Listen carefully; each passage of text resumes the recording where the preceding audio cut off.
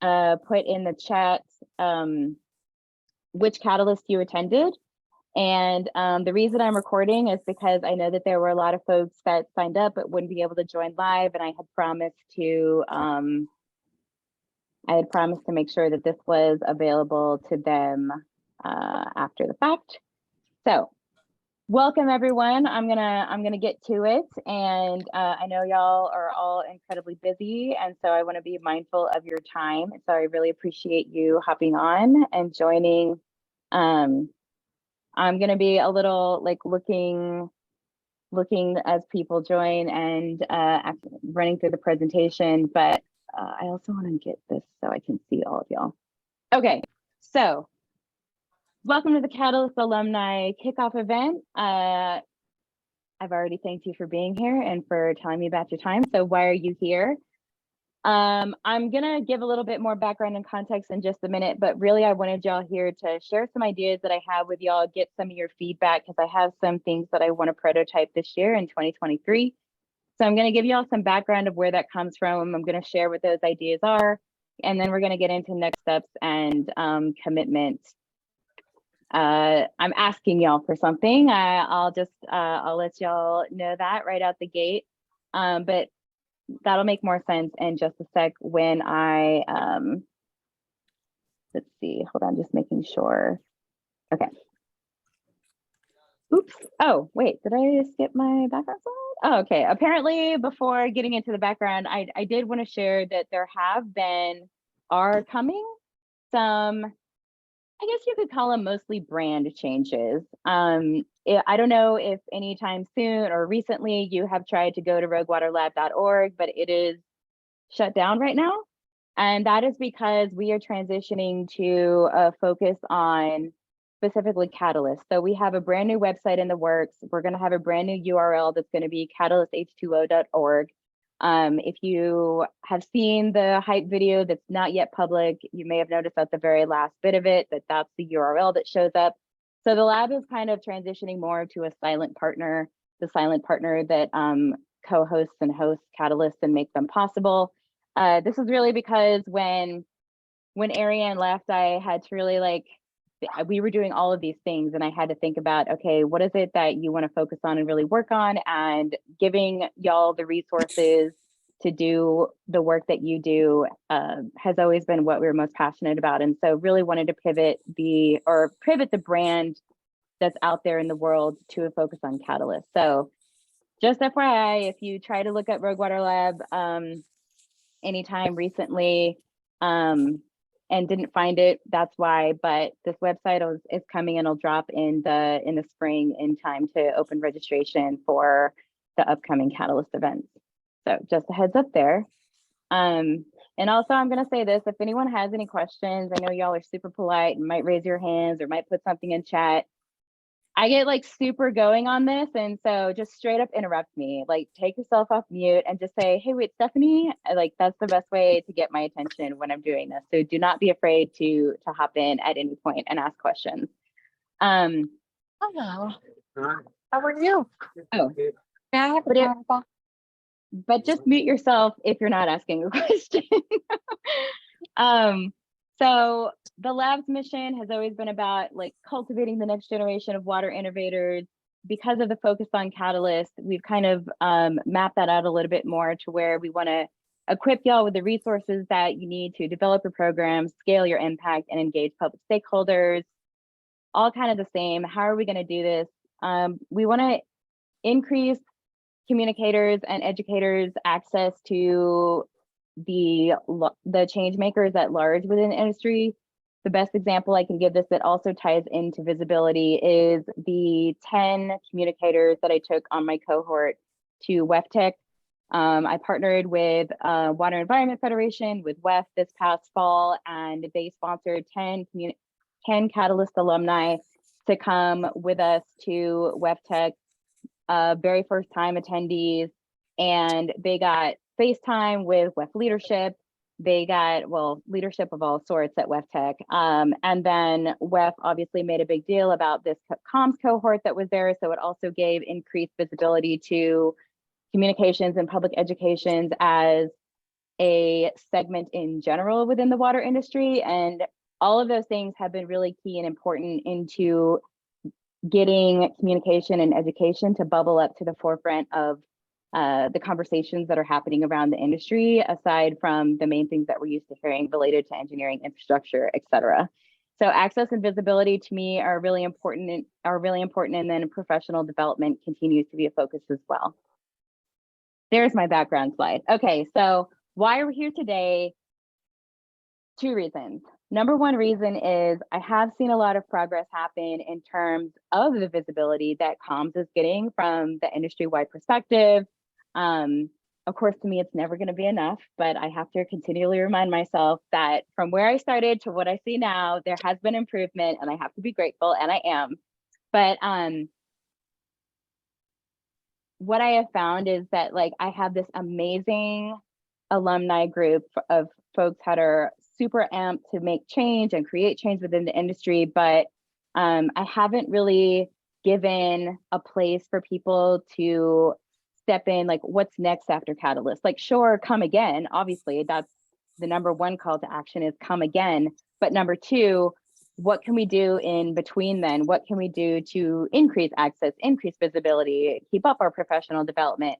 And then number 2, like, it's not like I haven't been asked to provide that, but in the past, it's been more of kind of an organic, loosey-goosey networking style, where it's been a Facebook group, or we've tried Discord. And, you know, like, the first few days or weeks or so after the event, when everyone's still pretty hyped, there's some action and activity in there. But, you know, over time, we get busy, we get back into our routines, and then engagement slides off. And I just don't have the bandwidth to also be in there consistently doing, curating the conversation and pinging people and stuff like that. And so I've really been thinking of, okay, how can I answer this call to stay connected, stay engaged, keep that momentum going, but also in a way that adds value so that people have a reason to show up and to do that. So the next few ideas that I'm going to share have been some of the ideas that have come to me. And like I said, number 1, we're here because I want to share these ideas with you, get any feedback, and then I want to get commitment on some of those. I will say that if you don't know by now, I am inspired by all things music, movies, film, TV, theater. So a lot of these things have weird names that come from those things. And so I'm going to try to explain what I mean by some of these names that you may not be familiar with and give context to. But again, if you have any questions, please, I think I gave everyone permission already to just straight up interrupt me. Okay, so right off the gate, the very first thing is open mics. This is related to keeping up professional development. I'm going to give, first of all, I'm not going to make you sing or play an instrument. That's not what I mean by open mics in this case. So I know some of y'all may be bummed to hear that. We're thinking karaoke, but the inspiration really came from when I was doing public education and outreach. We had this group of folks who were doing the same work in North Central Texas called WENT. They were, I believe, monthly meetings. We would all come together in person. And when I was starting from scratch, had no idea how to start my program, hearing what everyone else was doing, hearing the conversations that were happening, staying on top of, like, situations that were happening related to folks that were specifically in my job. Those all helped me to not only build my program, but to also just keep my programs fresh. And I was always getting new ideas and new ways of doing things and hearing what was working and what wasn't.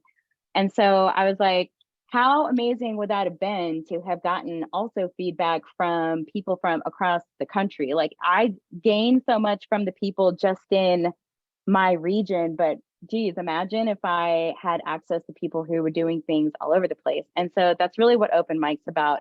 It's about a brain share. It would be quarterly. And I'm going to give, like, a timeline of when these things would kick off. It would be a facilitated round robin, so not like a free for all. Like, I would be facilitating the conversation happening. We could do a call for questions or topics in advance, so those could be built into the facilitation. I would love to end with some sort of networking element. However, I know that on Zoom that can be super awkward because you don't want to, like, talk over everybody, and it's just like then everyone's on mute. So if anyone has any ideas that they've seen of great networking ways virtually, love to share those as well. And the 30, 45, 60 is, you know, if we get in there and we get everything said that we want to say in 30, although with communicators and educators, unlikely. But you know, I'm happy to like cut it off at 30, say peace out, give you 30 minutes back of your day. You know, if we go to 45, I would probably set the meetings to about 60 minutes to to an hour. And then if we finish that before then, you know, adjourn. But some of the potential topics that we might cover in these are, we might talk about like ways that we're dealing with budget constraints. Always dealing with budget constraints. Like I have $20,000 for the year.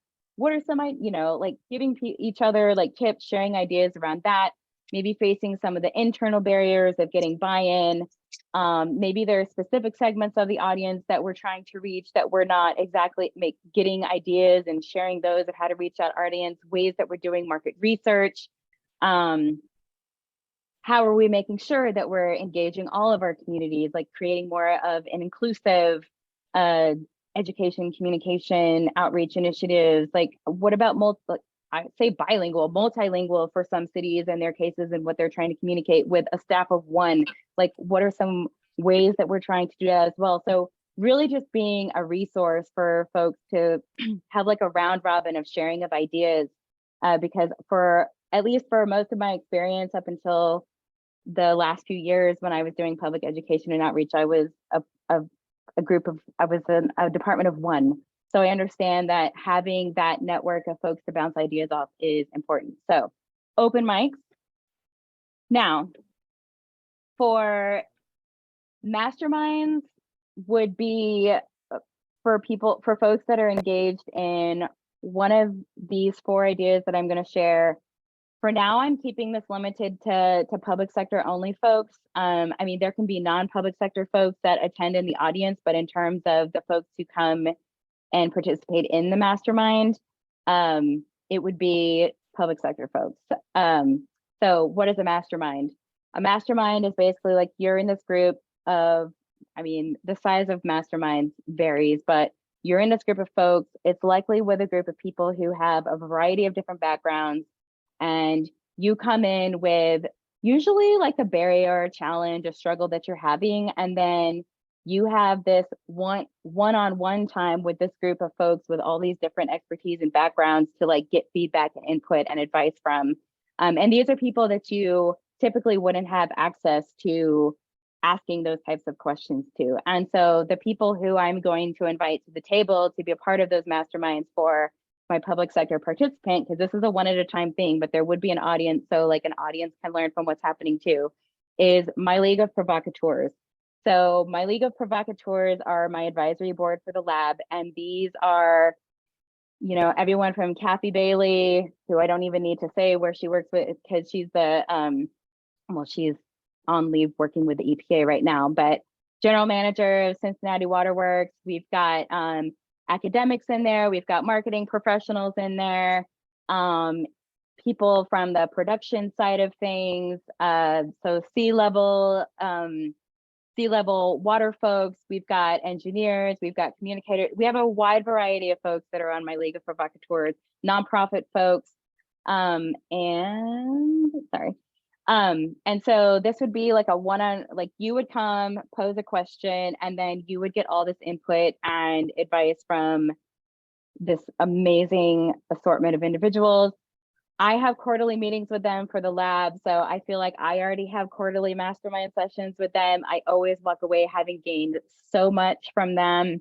And I like want to extend this as a way of access to these folks and also professional development for y'all to have this opportunity to get that one-on-one engagement with them as well. So mastermind. Okay, street teams. So street teams is all about visibility. It's about networking. It's about camaraderie. Street teams, this comes from back in the day before social media was a thing. And I was in college and I'm a huge music person. And there was this little band in Southern California called Slightly Stupid. and I signed up for their street team, which meant that I got this amazing box of swag that no one else got, like a shirt and stickers, and I got an early release of their album, and I got all of that in exchange for doing a listening party. And so I took their CD to my local bar and had them put it in the jukebox, and they played it, and I got all this really cool swag, and I was super happy. That's what a street team is in the music world. There will be swag, so that is a part of what this would be too. But the street teams here are really about, well, yeah, I do call it like a hype squad, but creating these regional networks, creating some some coordination around all of the different conferences that we go to. And so this is, let me like say what this looks like. So you would sign up for a street team. I'm gonna have street team captains, which is gonna be on the next slide. I'm gonna have street team captains for each region. For example, for the region that includes Texas, and I can't cheat and see what other states it includes, but Greg Wukash is my street team captain. I'm saying 1 or 2 per region, so if you want to be a co-captain with Greg, you can be. But Greg is my street team captain. So I would have all of the Catalyst alumni who are in that particular region street team. And what that means is that when Texas Water comes up, you're going to get an email that says, hey y'all, hey communicators, hey Catalyst alumni, Texas Water's coming up. Who's going to be there? Oh, and by the way, these are all the comms and education related activities and presentations and meetups and all of the things that are happening at Texas Water. We want to hang out. Tell us if you're going to be there.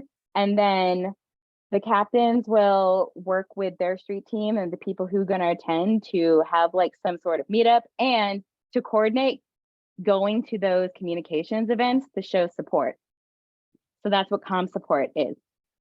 Where I saw a need for this was, for example, when I took my comms cohort to WEFTech, we didn't have full conference registration. So there were communication sessions happening within the larger context of WEFTech, but there were also communication programming happening on the expo floor. And there were several times where had we not shown up to that presentation, there wouldn't have been anyone for that communicator or educator to present to.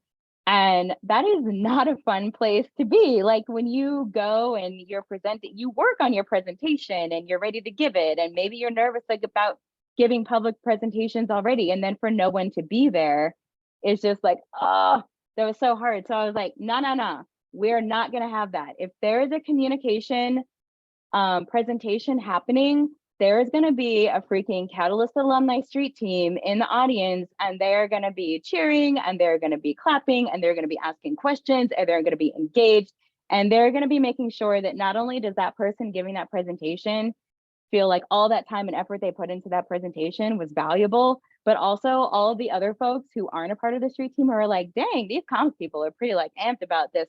Like what's like it creates kind of that buzz around what's going on in the room. And I just saw that and I was like, nah, y'all, we got to show up for each other. We want to like hang out with each other when we have those opportunities in real life.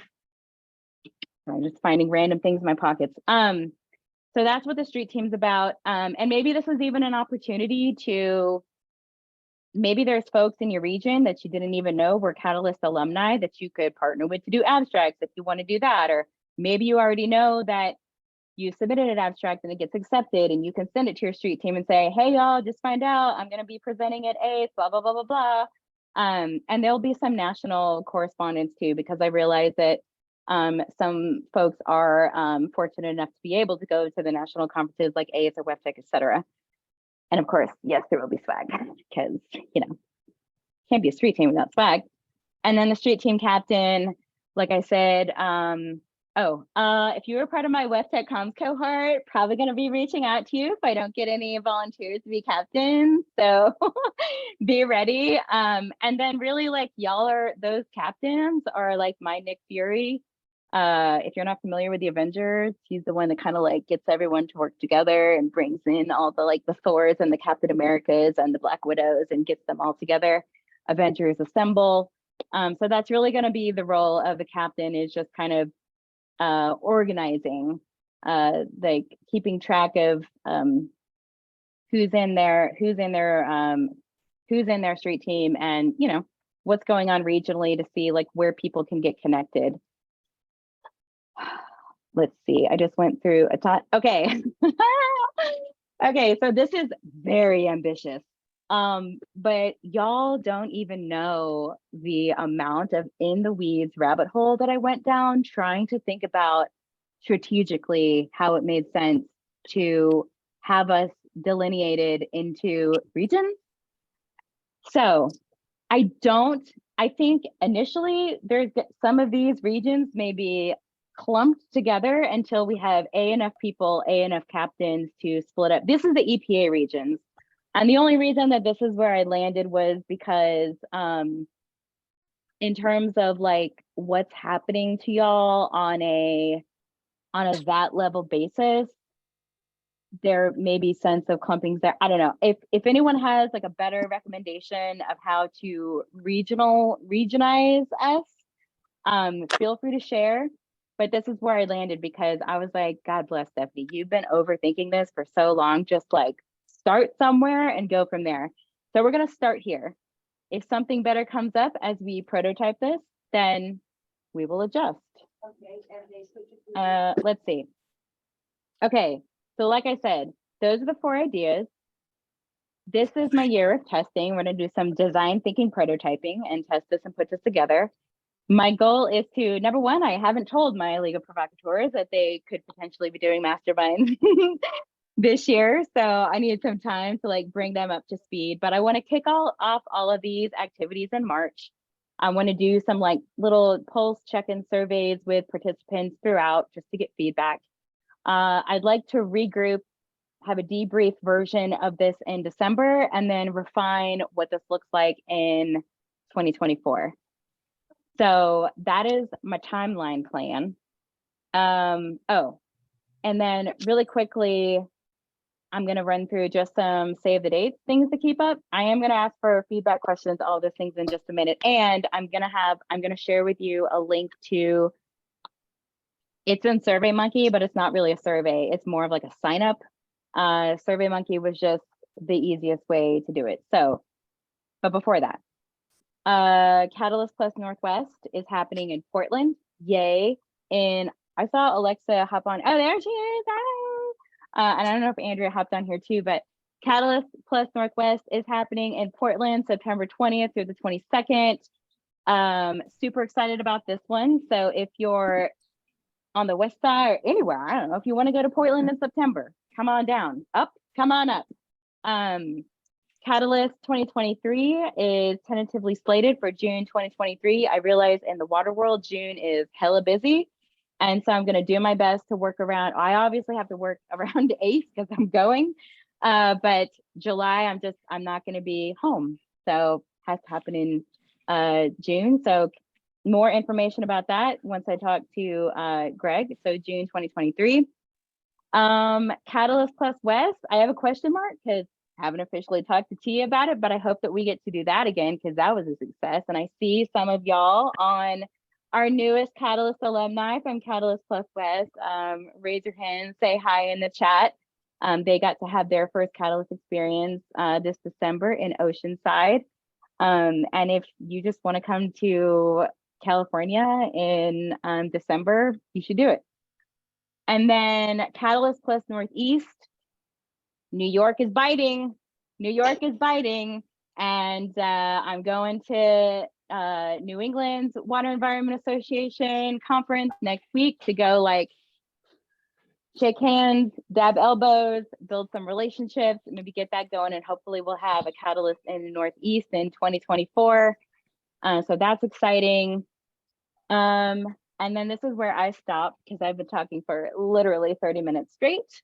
Haven't even seen the conversation that's happening in the chat, but yeah, so those are my 4 ideas. Any questions, comments so far? Stephanie, when did you say it was in Portland? Is that September 2023? That is this year, correct? September 20th through the 22nd of this year. Okay. Yeah, can I clarify real quick? Just I'm thinking budget year, right? Planning. So Catalyst, while we're talking about Catalyst, Mhm. 2023 should have, when you say Catalyst 2023, in June, you mean Texas. Yes. Okay. And Yes. then Portland is September, and then California, December, and then New York would be 2024, like what, spring maybe? That's a good question. I don't know And that. like really like that, but that depends on my budget. Like I'm like, okay. Training, we're on a, anyway, training is a fiscal year budget. I mean, budget's fiscal year. So I'm like, Yeah. anyway. Good question. I know, I will I know probably that's- know. I'll probably know more. I am keynoting the New York section AWWA conference in April. So I'm hoping that sometime between now or April or right after April. I know that that may be too late for budgets, but I may have a better idea of what's happening in 2024 then. Cool. I see Mattis Water Management, but I don't know who. Yeah, I see your hand raised. It's Sierra. It's Hi. Sarah. I don't even know where my camera is. Sorry, I'm on my laptop. Are all of those events on a calendar anywhere, or will they be on your new site? Yes.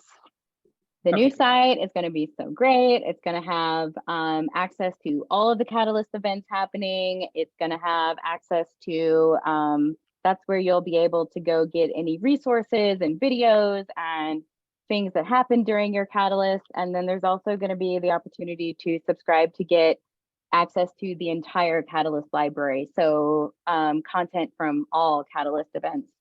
And then Raising the Bar content will be there as well. So I'm so excited about the new website, but that's probably not going to drop until early spring. So when that does, I will send out an email to all and let you know. Okay, thank you. Okay, Siri, get out of here. The QR code that I just put on the screen, let me get this guy out of the way, is the QR code to the sign up sheet. I can also, if you don't want a QR code, I can also, sorry. Jeez Louise, all these like things in the way here. Copy. I'm gonna throw it in the chat. There's also, I just threw it in the chat. That's also the link to the sign up.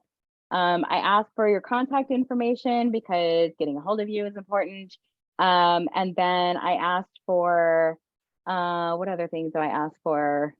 Oh, like what events you'd like to sign up for. And as I build these out and get more information, I'll be sharing that as well. Yes, Stephen, you had your hand raised.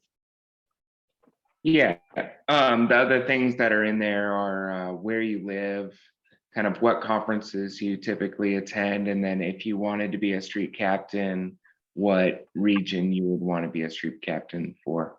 So those were the other things in there.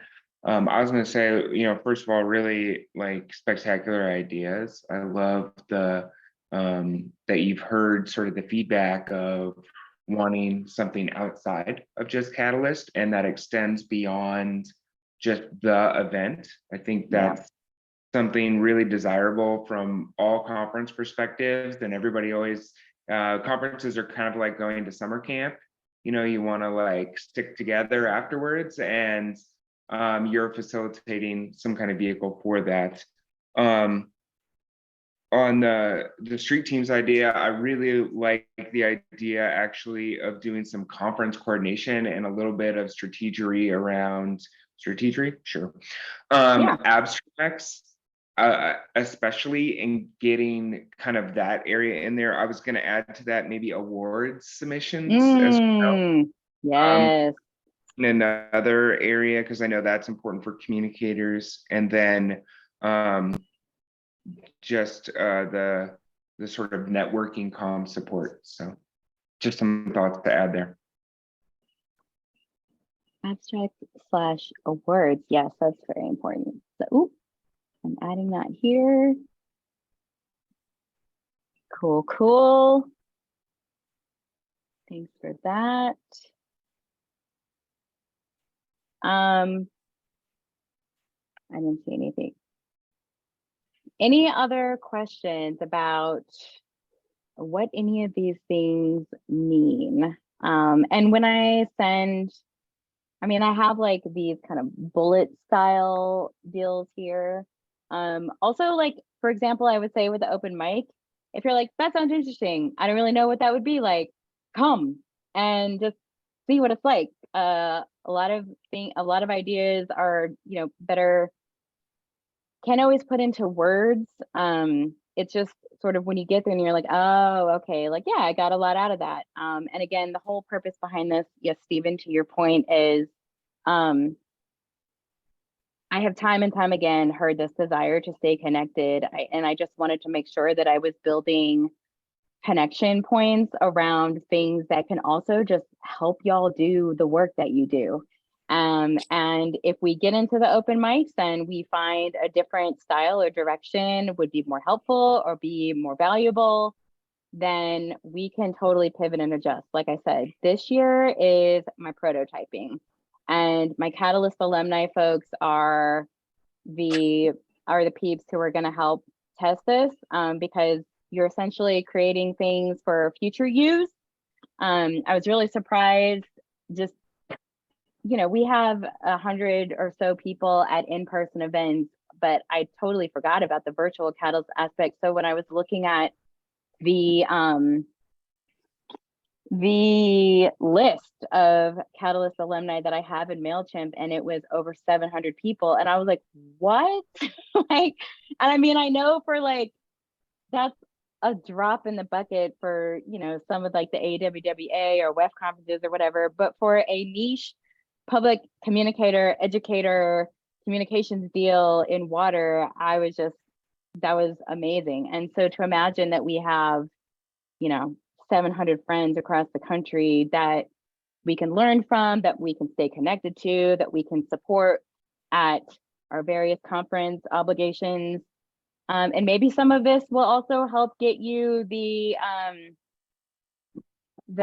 buy-in from management to attend conferences, because you've got this cohort of people that you're going to go present to this abstract with, or you're going to go be a part of this Catalyst alumni street team that's going to go and give support to come. So I don't know, all of it is just to do my way, and not only like not passing the baton, but like giving y'all opportunities to quote unquote volunteer, because I don't have like, we can't do, I mean, we could, if we wanted to, do a cleanup somewhere, but we can't like easily do one of those kind of show up and volunteer activities. And so this is a way for us to show up and volunteer our time to help one another, to grow, to gain more access and such.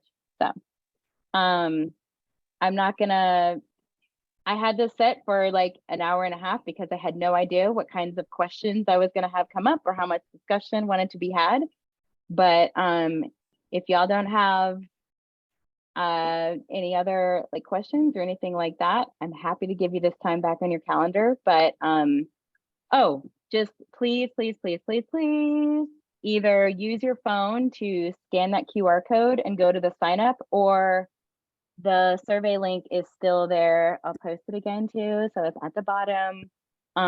Please, since you do have some time right now, because it is blocked on your calendar, please take a minute to go fill that out. Especially knowing the different conferences that you attend will be helpful, so that we know, okay, this is where some of our peeps are already going. So as I build up captains for those different regions, they already have a good sense of where people are already going. Anything else? Anybody?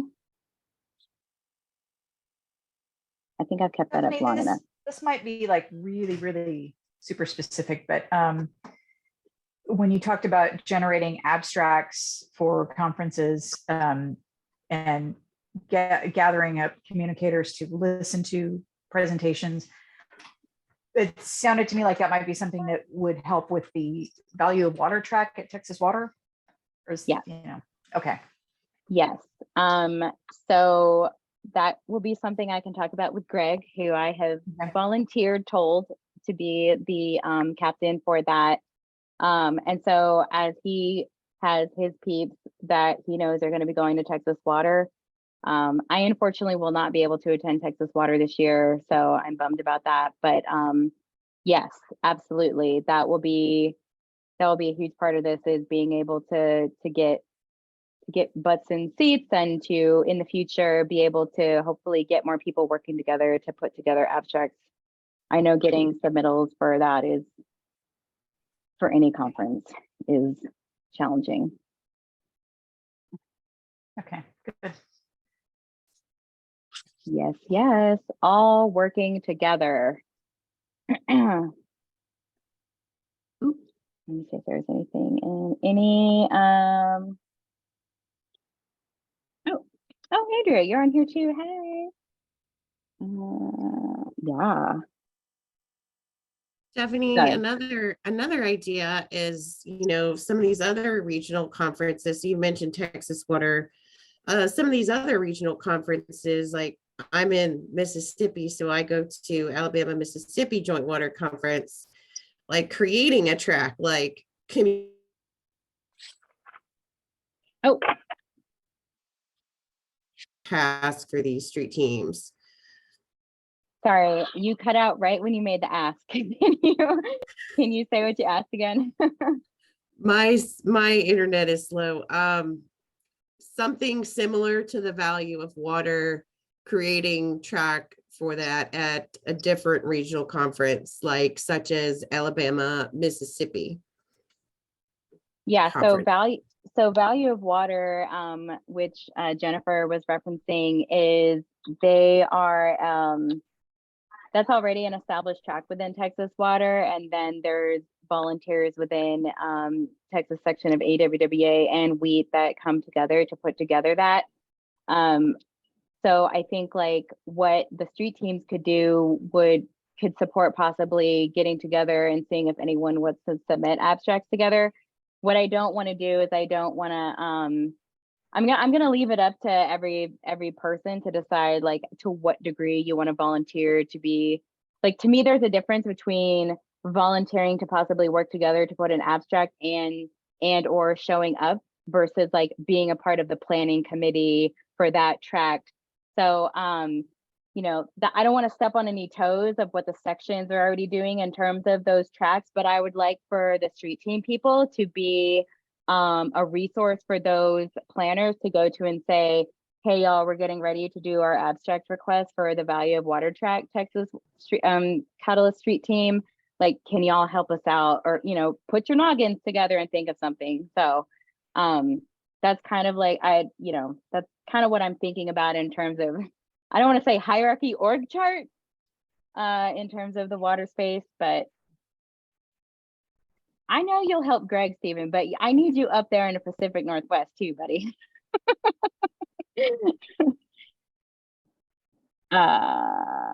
Yes. I hear you, Madison. Yeah, I don't want any more comms people or educators getting up in front of these abysmal crowds. Like, I want to be their hype squad. Like, I want them to feel like all of that time and effort that they put into their presentations was absolutely worth it. And I agree with that, Madison. I want to make sure that we're there supporting and showing that it's good content and people need to show up. So yeah, I think to that point, Steph, there's some marketing we could do as a street team ahead of time to help some of those presentations get a little bit more awareness at the conference. And then also shamelessly playing on the, if it's somebody from a public utility who is presenting, getting a lot more consultants to show up too, of like, hey, you're going to learn about these projects coming up, or maybe this is a client you want to work for, like doing some of that more targeted and direct marketing for that as well. So I'm with you, Madison. I think in general, the communications professionals give hands down the best presentations at conferences anyways, so they should have the fullest rooms. Yeah. And we never get those PDHs. So nobody wants to go if they're looking for PDHs. I've definitely given really good talks to rooms of 8 people that seat 50. It's really embarrassing. Yeah. That's phase 2. We tackle that issue. Yeah. Oh God. I don't know that I'm not signing up to take on that personally, but I'll be a subject matter expert in the room or something. But no, I agree. And I think, reframing again, Stephen, I think that goes to what you're saying is that communicating about these in a way that's going to show value to folks beyond just, oh, I get hours. I know that that's what drives a lot of things, but story. So, I see, Lori, you raised your hand.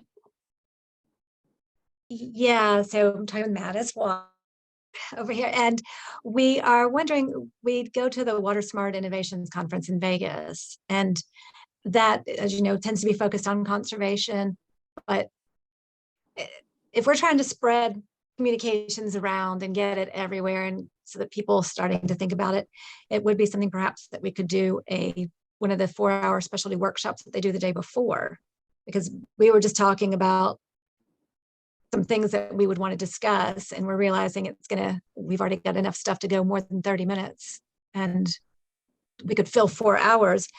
Would this be something that people would be interested in, the street teams, or joining us in doing a presentation for a specialty 4-hour workshop?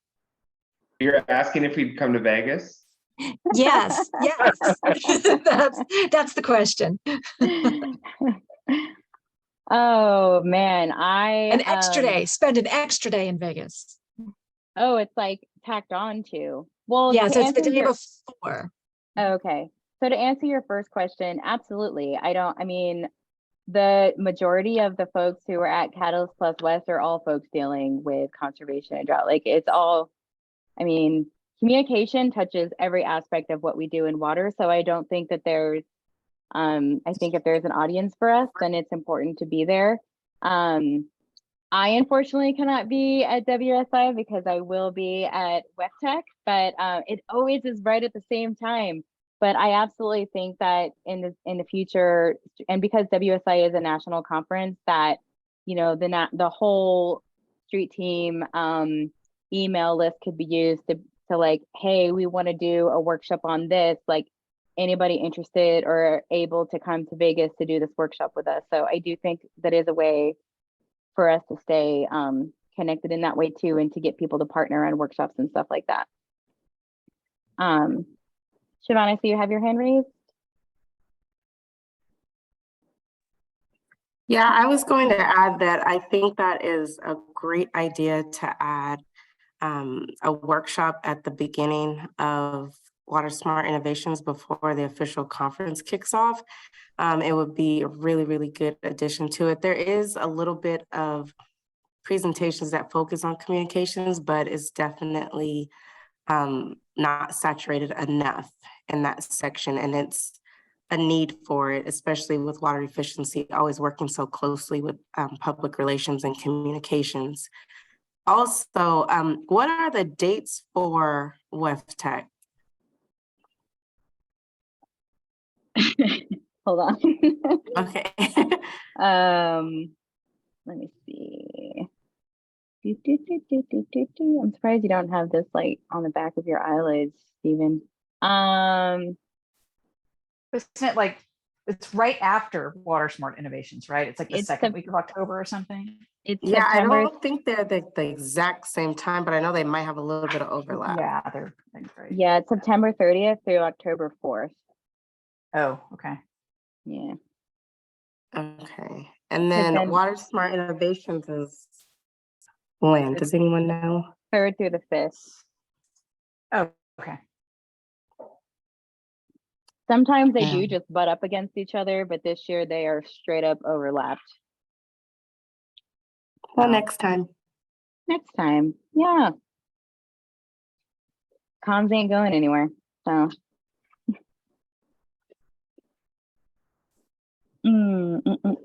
Thanks for putting that in there, Stephen. Anything else?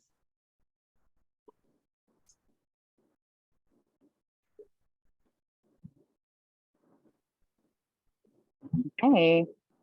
So what's going to happen after this is all of you are going to, I'm going to put this in here one more time.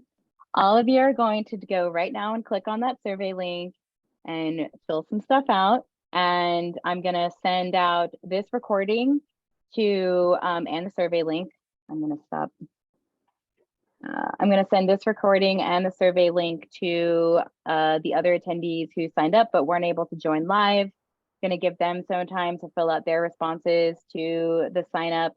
And then I'll send a follow-up email based on what I got to see, okay, once I have schedules for the various different events that we had, once I had signups, once I have a calendar of different conferences that you share with me, as I get all that information from these signups, that's why it's so important. I'll begin to share that out so that y'all have that information. And I'll try to get that out as soon as I can, since I know everybody's calendars fill up. But yeah, if any, for whatever reason, you have any questions about the survey itself. Sorry, I just thought I saw somebody behind me and I'm home alone. If anyone has any questions about the survey itself or anything like that, please feel free. I feel like all of you know how to contact me, but if you don't, Stephanie@roguewaterlab.org is the best way. So yeah, hit me up, let me know. But in the meantime, just be looking for, oh, look at Mark Polling. Okay. In the meantime, just be looking out for the information that I get from the signups and where we're going from there with schedules and stuff. But as I said before, I appreciate all of y'all taking the time to hop on and learn about these different initiatives. And I hope that we can test some cool stuff this year, get a lot of good ideas, refine, and then really put some things into place for 2024. I will say that these are all programs that are targeted specifically for Catalyst alumni. If you have like a meetup and you come and you bring a +1, it's not like I'm gonna say you cannot enter, but really, like, I would love for the benefits of Catalyst to be beyond just the experience that comes from showing up. So added value of coming to Catalyst and being a part of this amazing network of folks. Thank you for spending your time. We'll send this recording, fill out that survey right now. And I hope y'all have an amazing rest of Thursday and a great weekend. Thank you. One of the things I meant to say, Stephanie, really quick, if you don't mind, is just we should have a LinkedIn group too. I think it would be helpful. I took my, who said that? Sierra. I can't find Sierra. my chat window. I replugged in my computer and now I can't find my chat window. So I just wanted to throw that out there you are. I think a LinkedIn group. I had everyone across the top, so I was like scrolling to see who I could find. Yes. I will look into this and see what that will take. But again, yeah, if y'all just want a place to stay connected and hop on there and ping each other when you want, I'll see about trying to set that all up too. But yeah, I'll look into it. Thanks, y'all. Have a good one.